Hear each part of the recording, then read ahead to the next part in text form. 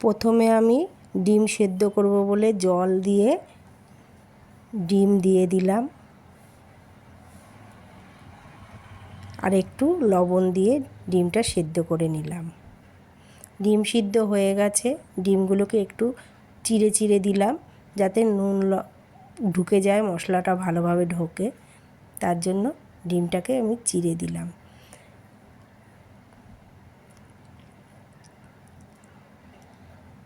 তারপরে আমি লবণ আর হলুদ মাখিয়ে নিলাম। আর মশলার জন্য আমি মিক্সিতে করলাম রসুন, পেঁয়াজ, আদা কুচি আর কাঁচা লঙ্কা, একটা শুকনো লঙ্কা, এটা মিক্সি করলাম। ডিমটা আমি ভেজে নিচ্ছি। ডিম ভাজা হয়ে গেছে।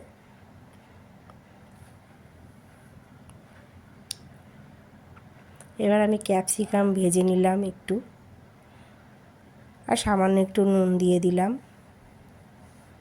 পেঁয়াজ কুচি ভেজে নিলাম।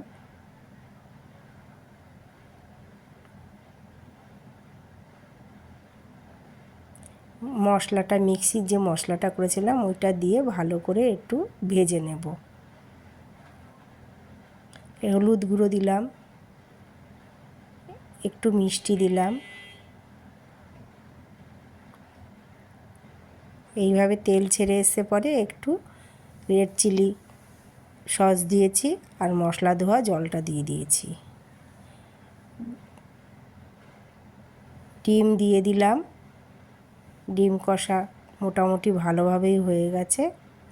এবার ডিম কষা আমি নামিয়ে ফেললাম। লাইক